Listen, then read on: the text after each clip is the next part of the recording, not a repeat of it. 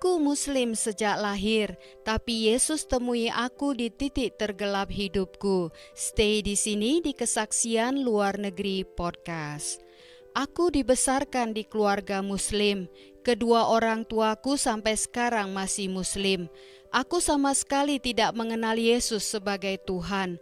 Sejak kecil, aku selalu mempertanyakan ajaran Islam. Tuhan tidak pernah terasa pribadi bagiku. Aku tidak pernah diajarkan bahwa aku bisa memiliki hubungan pribadi dengannya. Dalam Islam, Tuhan tidak digambarkan sebagai pribadi yang dekat dengan umatnya. Tuhan tidak pernah turun dan berhubungan langsung dengan manusia, seolah-olah ada tembok pemisah antara kita dan Tuhan. Aku tidak pernah tahu bahwa Tuhan bisa berbicara dengan kita atau bahkan ingin berbicara denganku. Jadi aku tidak pernah mencoba untuk mendengarkan suaranya. Aku hanya punya keyakinan bahwa Tuhan itu ada, bahwa Dia ada di atas sana, melihatku dari kejauhan. Tapi aku tidak pernah berpikir kalau aku bisa punya hubungan pribadi dengannya. Tentang kehidupanku di rumah, aku dibesarkan oleh orang tua Nigeria yang sangat keras. Aku hampir tidak pernah merasakan kasih sayang di rumah. Aku tidak pernah mendengar kalimat, "Aku mengasihimu." Aku tidak pernah ditanya, "Bagaimana kabarmu?" Kami tidak pernah bicara soal perasaan. Rumahku terasa kaku dan keras. Fokusnya cuma satu, berprestasi di sekolah, dapat karir bagus, dan jadi yang terbaik. Kalaupun kami bicara, topiknya mungkin cuma soal politik atau pendidikan. Tidak ada koneksi emosional dalam keluargaku, dan ini berpengaruh besar terhadapku. Banyak orang yang kalau tumbuh tanpa kasih dari sosok ayah, mungkin akan mencari kasih sayang di luar rumah, misalnya mungkin dari pacar. Tapi pengaruhnya bagiku, aku malah menjadi pribadi yang keras. Aku menjadi dingin secara emosional. Bukan berarti aku tidak punya teman, tapi kalau ada yang mengatakan mereka mengasihiku, aku tidak bisa membalas mengatakan hal yang sama. Aku tidak tahu cara menunjukkan perasaanku. Saat masuk SMA, aku mulai sering dibully. Orang mengejekku karena aku orang Afrika, karena namaku, karena penampilanku, semua hal seperti itu. Waktu masuk SMP, rasanya bullying yang aku alami sudah tidak tertahankan lagi. Aku masih ingat pulang ke rumah dan berkata kepada orang tuaku, "Aku tidak mau tinggal di negara ini. Kalau aku akan terus dibully karena aku orang Nigeria, lebih baik aku kembali ke Nigeria saja." Di sekolah aku sering mencoba membela diri saat dibully, tapi ujung-ujungnya malah aku yang dimarahi. Orang tuaku menyebutku sebagai pembuat masalah. Mereka berkata, "Kenapa engkau selalu bikin masalah?" Aku mencoba menjelaskan kalau aku dibully, tapi sepertinya mereka tidak mengerti atau tidak mau mendengarku. Akhirnya aku benar-benar memohon pada ayahku supaya mengirimku ke Nigeria. Ternyata Tuhan sedang mengatur semuanya. Waktu aku kembali ke Nigeria, aku tinggal bersama dengan sebuah keluarga Muslim. Tapi anak-anak mereka bersekolah di sekolah asrama Kristen khusus perempuan yang merupakan salah satu sekolah terbaik di kota itu. Dan aku juga sekolah di sana. Di sekolah itu, tidak peduli engkau Muslim atau Kristen, engkau tetap harus pergi ke gereja setiap hari Minggu dan ikut belajar Alkitab setiap hari Rabu. Aku juga mengikuti pelajaran tentang studi kekristenan di sekolah. Disinilah aku mulai belajar tentang kekristenan dan siapa Yesus itu. Yang diajarkan lebih ke agama daripada hubungan pribadi. Tapi aku tetap mulai mengenal sosok Tuhan yang sebelumnya belum pernah aku kenal. Aku juga ingat sekitar umur 10 tahun, aku sering bermimpi buruk. Aku sering bangun sambil menangis. Ibuku sewaktu masih muda juga bersekolah di sekolah Kristen. Waktu itu ibuku besar di Ghana. Ibuku tahu ada kuasa dalam Mazmur 23.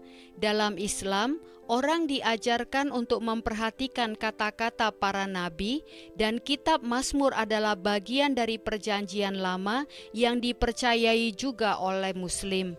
Jadi ibu menyuruhku untuk menghafal dan memperkatakan Mazmur 23 setiap kali aku mimpi buruk. Itu satu-satunya ayat Alkitab yang aku tahu dan selalu aku ingat. Selama aku tinggal di Nigeria, aku dikelilingi orang-orang Kristen. Aku bersekolah di sekolah Kristen dan aku ikut belajar Alkitab. Suatu hari pendeta berkata, Yesus akan segera datang kembali. Kalau engkau seorang Muslim, engkau harus bertobat.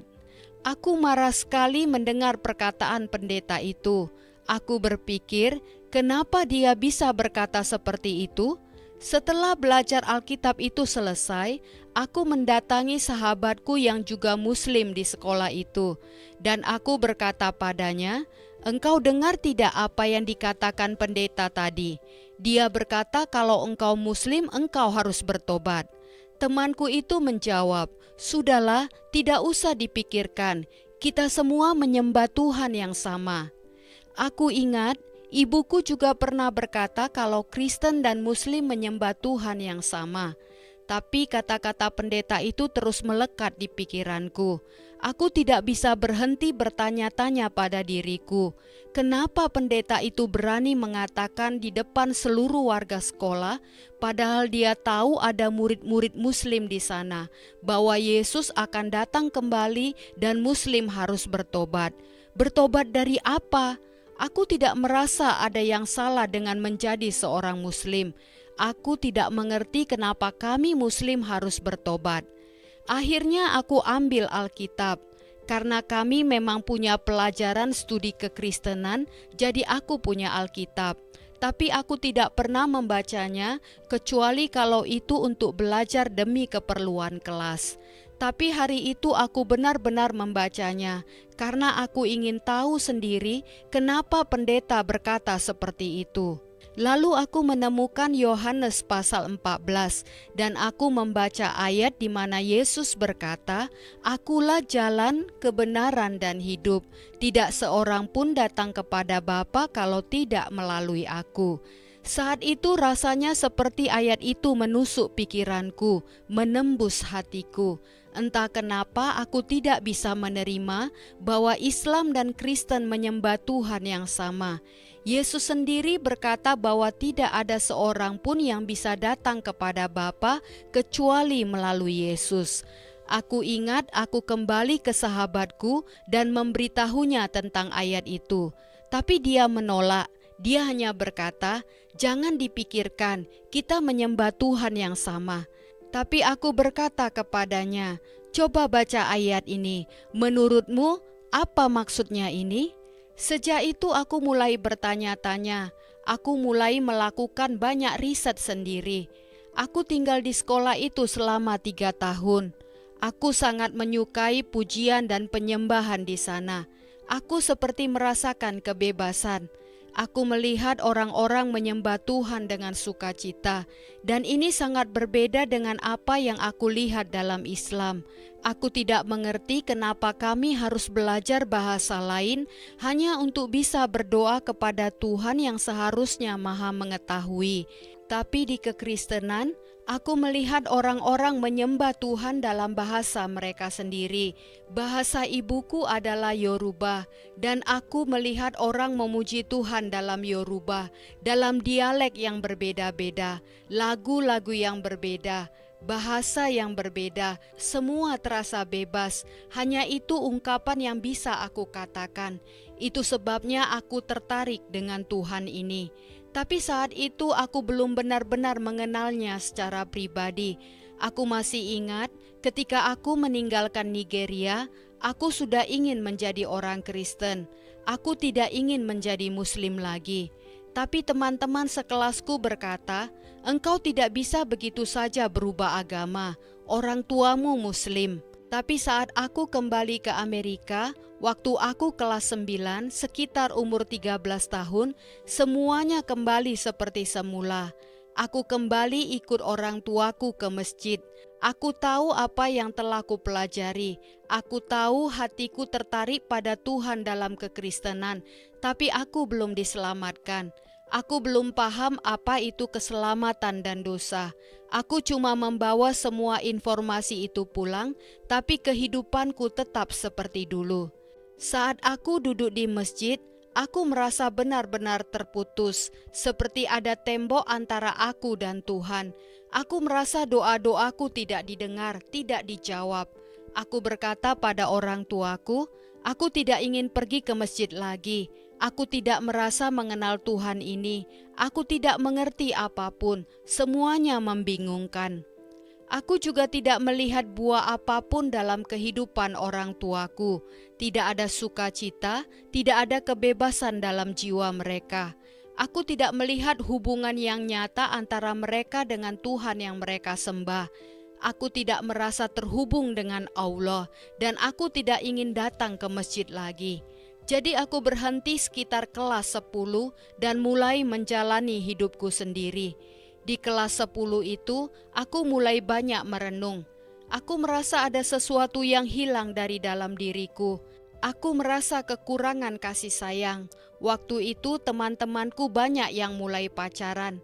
Dan beberapa dari mereka menyebut diri mereka biseksual atau punya identitas seksual lainnya. Aku mulai merasa tidak dilihat, diabaikan. Aku merasa tidak ada laki-laki yang tertarik padaku. Aku merasa sangat ditolak dan aku tidak mengerti kenapa. Sampai suatu malam aku berpikir, kalau laki-laki tidak tertarik padaku, mungkin aku memang ditakdirkan untuk jadi gay. Mungkin aku seharusnya menjalin hubungan dengan perempuan. Anehnya minggu itu juga ada seorang perempuan yang mulai mendekatiku. Aku pikir, pasti ini jalanku.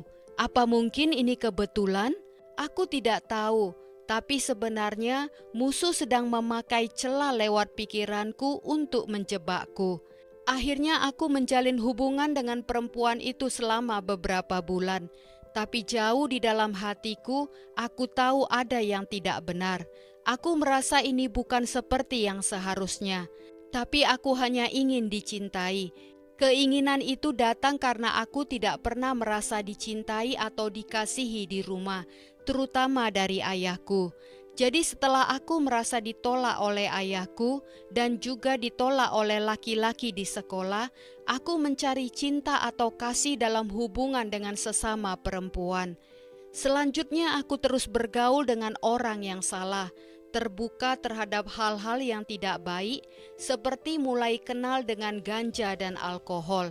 Kalau waktu itu saat aku baru balik dari Nigeria, ada yang berkata kepadaku, suatu hari engkau akan kecanduan dan mabuk-mabukan, aku pasti akan menertawakan mereka. Karena bagiku, menggunakan narkoba itu setara dengan kejahatan berat. Aku dibesarkan dengan nilai-nilai yang melarang keras itu semua.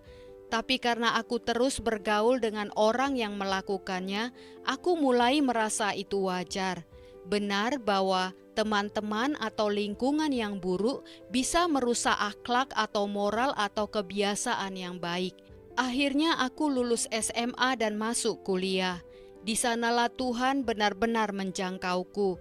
Di kampus, Tuhan menjauhkan aku dari keluargaku, dari segala hal yang aku kenal. Hanya aku dan dunia yang baru, tingkat kebebasan yang baru. Di kampus aku terus hidup dalam pesta, mabuk-mabukan dan menggunakan ganja. Tapi anehnya, setiap kali ke pesta, aku malah merasa kosong.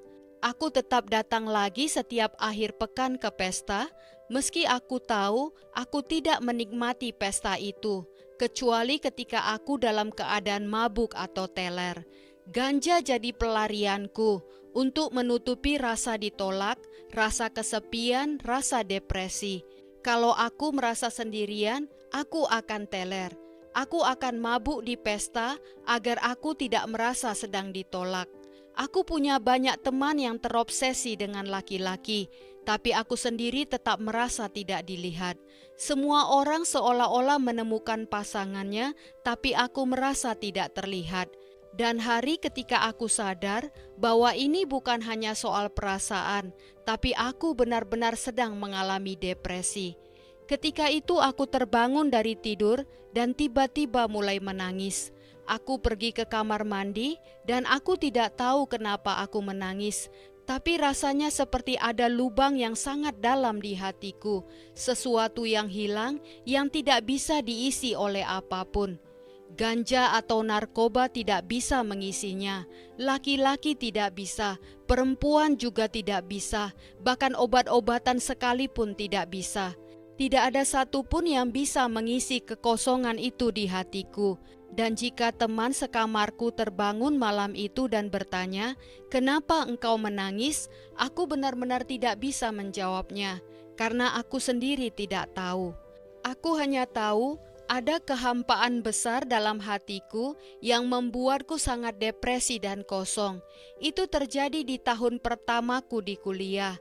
Di tahun kedua, aku tetap menjalani hidup di kampus, tapi aku mulai bergumul dengan pertanyaan tentang tujuan hidup. Disinilah aku mulai sadar bahwa aku membutuhkan seseorang yang lebih besar dari diriku, seseorang yang bisa memberitahu siapa diriku sebenarnya dan kenapa aku ada di dunia ini. Aku melihat sekeliling, teman-temanku semua punya semangat dalam hidup. Mereka tahu apa yang ingin mereka lakukan. Ada yang berkata, "Aku selalu ingin jadi dokter sejak kecil." Atau ada yang lain yang mengatakan, "Aku ingin jadi terapis." Tapi aku tidak merasakan hal itu. Aku tidak bisa membayangkan diriku melakukan apapun yang spesifik. Aku coba memaksakan diri memilih jurusan kuliah, tapi tidak ada yang cocok. Aku merasa sangat putus asa.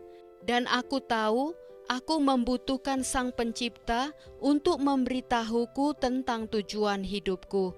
Begitulah cara Tuhan mulai menarikku kepadanya. Aku ingat semua temanku adalah orang Kristen, tapi tidak ada satupun dari mereka yang pernah mengajakku ke gereja. Mereka rutin ikut kelompok belajar Alkitab, tapi tidak pernah mengajakku. Sampai akhirnya suatu hari, ketika aku benar-benar merasa hancur, tersesat dan tidak punya arah, aku sendiri yang mengundang diriku ke kelompok belajar Alkitab mereka.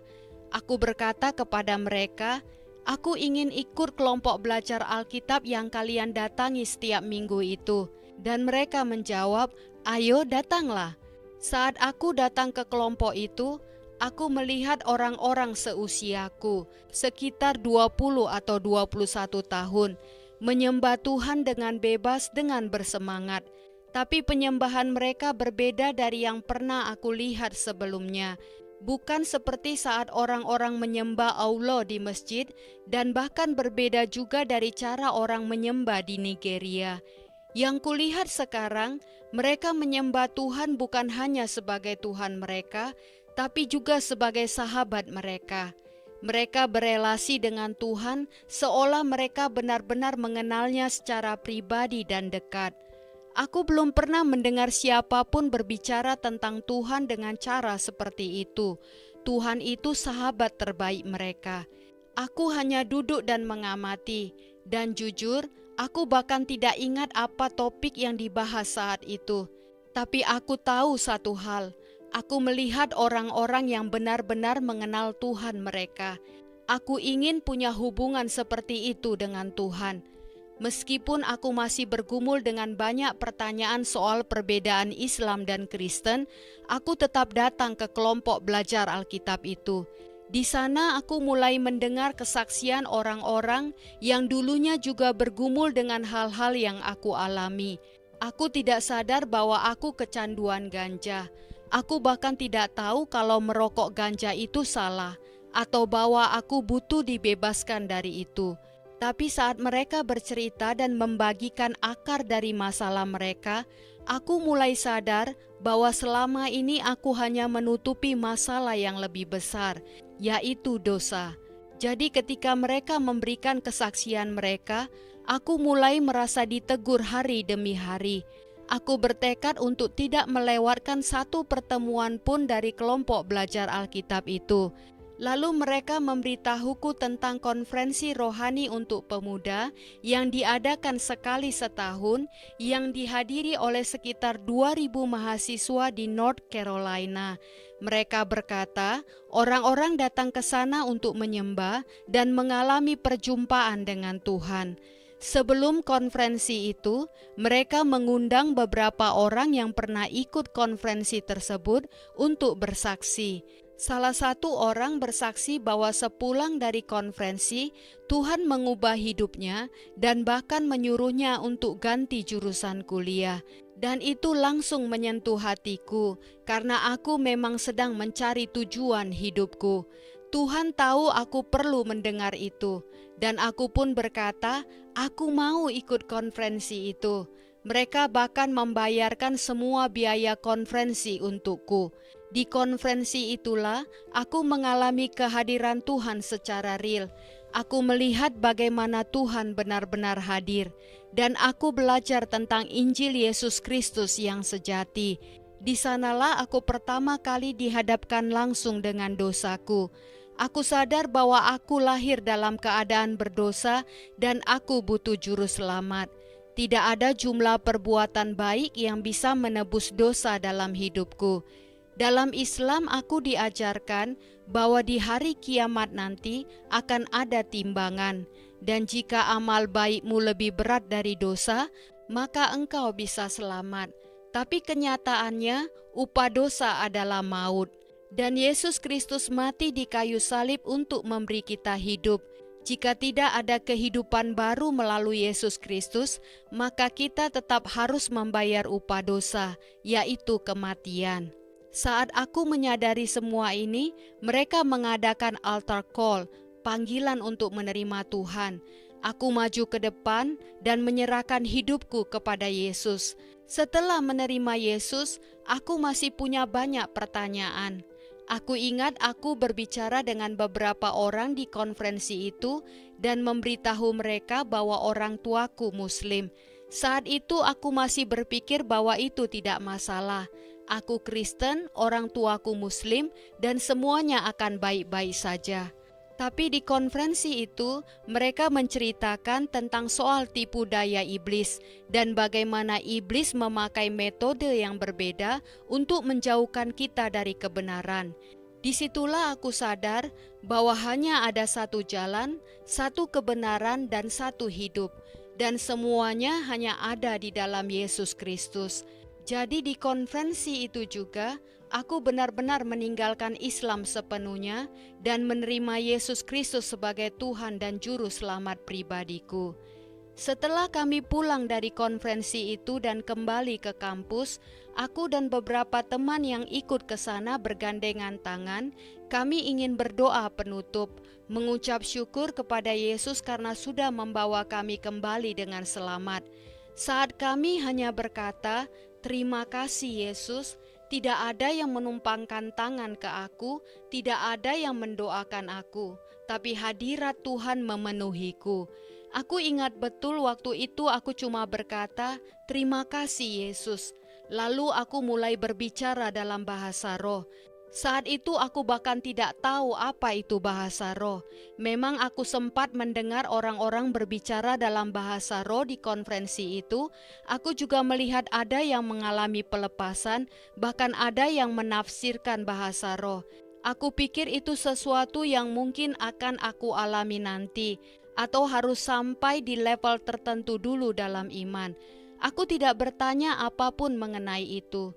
Tapi malam itu saat kami berdoa penutup, mengucap syukur, Roh Kudus memenuhiku. Aku dibaptis oleh Roh Kudus, dan aku tahu sejak saat itu aku tidak akan pernah sama lagi. Aku pulang dengan semangat dan dengan api yang baru untuk Yesus. Aku sadar aku tidak pulang dari konferensi itu sendirian. Aku pulang bersama sahabat yang akan selalu menyertaiku, yang tidak akan pernah meninggalkanku. Sejak saat itu aku mulai membangun kehidupan doa pribadi. Aku mulai membaca Alkitab sendiri. Aku haus akan firman Tuhan. Aku ingat aku membaca seluruh perjanjian lama dalam waktu sekitar sebulan. Aku membaca dan terus membaca, belajar siapa Yesus sebenarnya. Aku tetap rutin datang ke kelompok belajar Alkitab. Bahkan aku ingin sekali mengalami hadirat Tuhan yang real seperti di konferensi itu. Tapi kali ini di kamarku sendiri. Aku berkata, Tuhan, aku tahu Engkau menemuiku di konferensi itu. Tapi Engkau juga ada di sini sekarang. Engkau ada di mana-mana. Di Alkitab juga tertulis kalau kita tidak tahu harus berdoa apa, Roh Kudus akan berdoa melalui kita dengan keluhan yang tidak terucapkan dengan kata-kata. Jadi saat aku berdoa, aku menyadari dan mengakui kehadiran Roh Kudus, dan aku meminta Roh Kudus untuk berdoa bersamaku. Dan hadirat Tuhan mulai datang kepadaku. Aku benar-benar merasakan Dia bersamaku.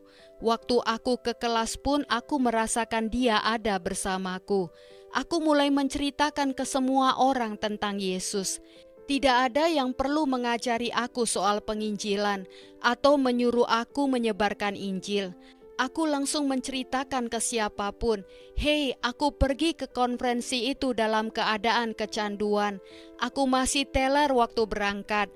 Aku mendengarkan musik duniawi di headphone.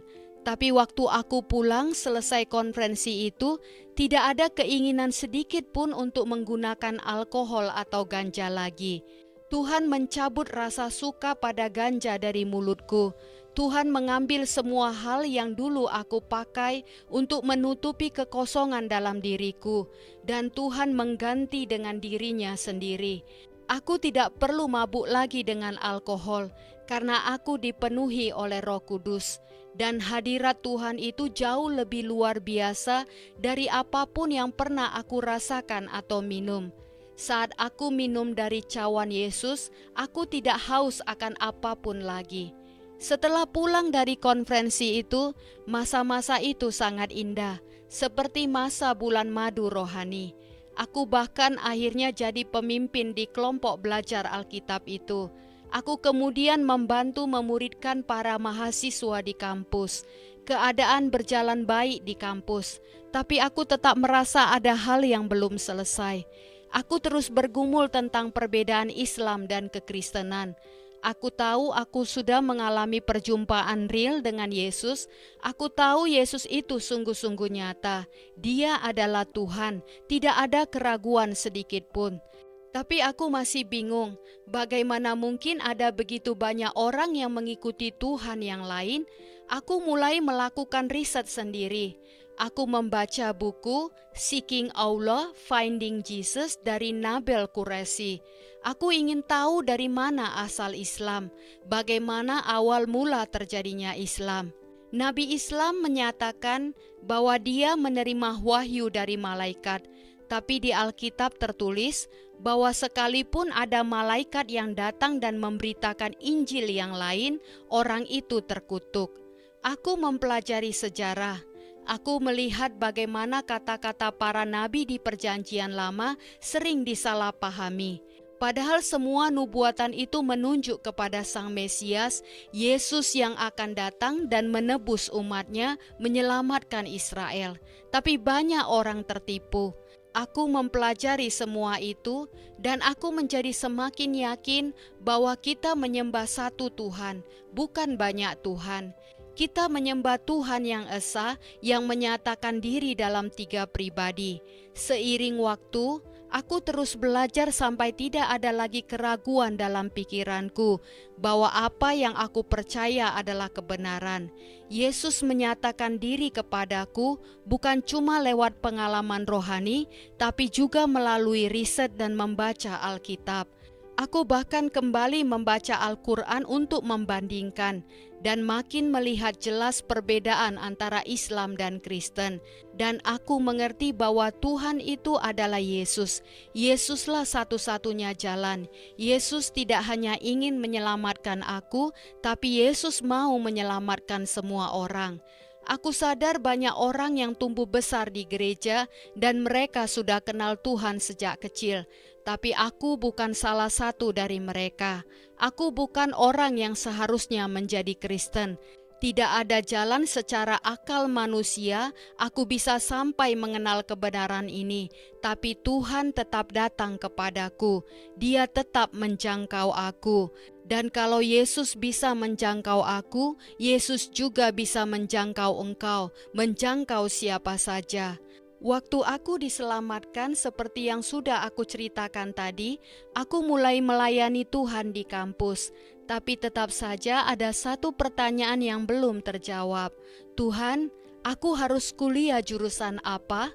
Aku merasa Tuhan belum memberi jawabannya. Tapi sukacita karena keselamatan itu membuat aku tidak terlalu khawatir. Namun aku tetap terus datang kepada Tuhan dan bertanya, Tuhan, kenapa aku ada di sini?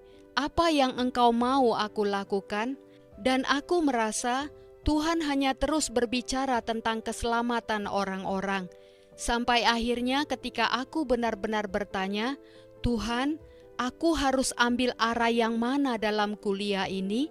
Tuhan menyatakan kepadaku, untuk melakukan panggilanku dalam hidupmu, engkau tidak perlu kuliah.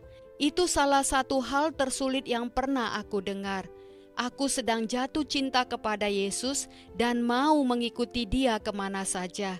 Tapi aku orang Nigeria dan orang Nigeria itu sangat menghargai pendidikan. Kami menjunjung tinggi kuliah, pendidikan tinggi dan gelar. Banyak orang Nigeria yang engkau temui biasanya sebagai perawat, dokter, pengacara, insinyur dan semacamnya. Jadi ketika Tuhan pencipta langit dan bumi berkata bahwa aku tidak perlu kuliah, hatiku hancur. Akhirnya aku keluar dan aku harus menghadapi orang tuaku dengan keputusan itu. Di negaraku, engkau harus mengikuti agama ayahmu. Itu sudah menjadi kebiasaan. Jadi, keputusanku untuk tidak lagi menjadi Muslim saja sudah dianggap tidak menghormati. Ibuku percaya bahwa Tuhan dalam agama Kristen dan Tuhan dalam Islam itu sama, tapi ayahku tidak percaya itu. Buatnya, Allah adalah Tuhan, dan dia tidak percaya dengan kekristenan sama sekali. Awalnya ketika aku mengatakan bahwa aku sudah menjadi Kristen, mereka masih agak bisa menerimanya. Tuhan mulai memanggilku untuk melakukan hal-hal yang pada akhirnya membuat aku harus lebih taat kepada Tuhan daripada kepada orang tuaku. Ketika aku harus meninggalkan kuliah dan memberitahu orang tuaku tentang itu, momen itu menjadi momen yang sangat berat bagiku. Orang tuaku pikir aku sudah gila. Mereka berkata, "Engkau menjadi Kristen, kami masih bisa terima.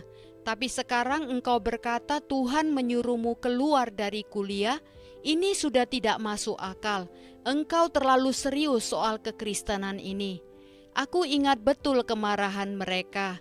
Aku ingin mewakili Yesus dengan berani, tapi rasanya di rumah aku tidak bisa. Di kampus aku bisa berani, tapi di rumah aku hanya diam. Keadaan itu tidak mudah. Waktu aku keluar dari kuliah, aku merasa putus asa, tidak punya tujuan. Tuhan membawaku masuk ke musim padang gurun. Tuhan tidak memberitahu kemana aku akan pergi. Tuhan hanya memberitahuku untuk keluar dari kuliah. Tanpa gelar, aku merasa tidak bisa berbuat apa-apa.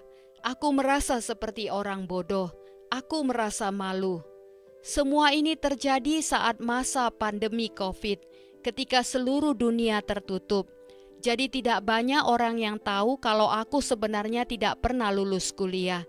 Tuhan mulai melepaskan semua ketergantunganku pada gelar, pada orang tuaku, pada orang lain.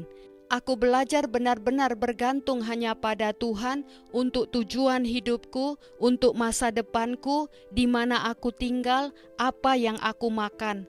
Untuk sementara, aku tidak bisa tinggal bersama orang tuaku, karena imanku waktu itu belum cukup kuat untuk menghadapi cara mereka bicara tentang kepercayaanku. Aku tidak sanggup menghadapi kata-kata mereka.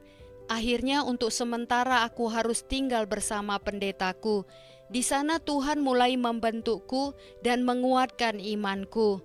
Ketika aku bisa berdiri di hadapan Tuhan di tempat yang tersembunyi, maka ketika waktunya tiba untuk keluar dari musim padang gurun itu, aku bisa berdiri bersama Tuhan dan berdiri di hadapan siapapun. Tuhan memberikan aku kepercayaan diri yang besar di dalam Tuhan, dalam apa yang Tuhan sedang kerjakan dalam hidupku. Aku tahu bahwa Tuhan yang akan dimuliakan, dan hidupku akan menjadi kesaksian tentang siapa Tuhan itu. Aku sampai di titik penyerahan diri. Tuhan, lakukan apapun yang Engkau mau melalui aku. Dan sekarang Tuhan memanggilku menjadi seorang wirausaha. Aku bekerja di bisnis berbasis pelayanan, di mana setiap hari aku bertemu dengan wanita-wanita. Kadang aku merasa seperti agen rahasia, karena saat aku melayani mereka melalui jasa make up, aku juga menanam benih firman Tuhan. Aku memperkenalkan Yesus kepada mereka. Salah satu favoritku adalah ketika para klienku selalu bertanya, "Bagaimana engkau bisa masuk ke usaha bisnis ini?" Dan aku bisa menceritakan seluruh kesaksianku setiap hari.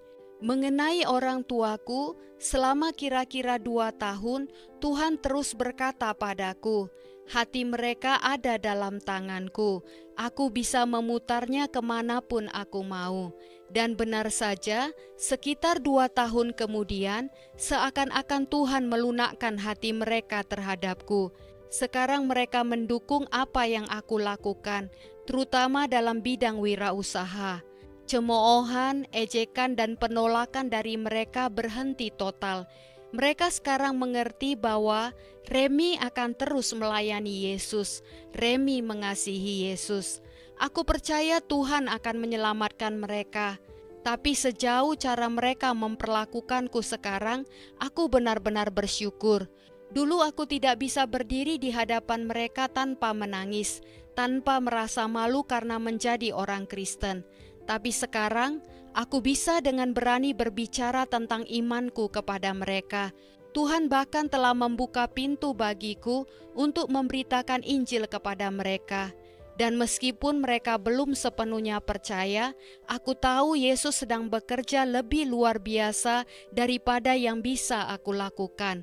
Sekarang mereka mengerti aku, dan aku tahu Tuhan sedang bekerja dalam hidup mereka. Tuhan akan menyelesaikan apa yang sudah Dia mulai, bukan hanya dalam hidupku, tapi dalam hidup setiap anggota keluargaku juga. Saat engkau benar-benar mengenal kebenaran, engkau ingin membagikannya kepada semua orang. Bayangkan jika ada seseorang yang sedang berjalan dengan mata tertutup menuju jurang, tentu engkau akan berlari untuk menyelamatkan orang itu dan berkata, "Berbalik, jangan berjalan ke arah sana." Ketika aku bertemu dengan Yesus Kristus dan aku tahu bahwa Dia adalah jalan kebenaran dan hidup, aku sadar aku harus memberitahu ini ke semua orang. Ini bukan sesuatu yang memalukan. Aku tidak bisa diam soal ini. Karena suatu hari nanti kita semua akan berdiri di hadapannya. Setiap lutut akan bertelut dan setiap lidah akan mengaku bahwa Yesus Kristus adalah Tuhan. Aku lebih ingin agar orang-orang melakukannya sekarang sebelum terlambat. Itulah sebabnya aku tidak akan berhenti membagikan kesaksian ini. Aku akan terus membagikannya kepada siapapun yang aku temui. Bahwa Yesus sangat rindu untuk punya hubungan yang nyata dan intim dengan engkau. Dan bahwa Dia sudah mati di kayu salib untuk menebus dosa-dosamu. Puji Tuhan, sampai bertemu di episode berikutnya. Tuhan Yesus selalu memberkati kita semua. Amin.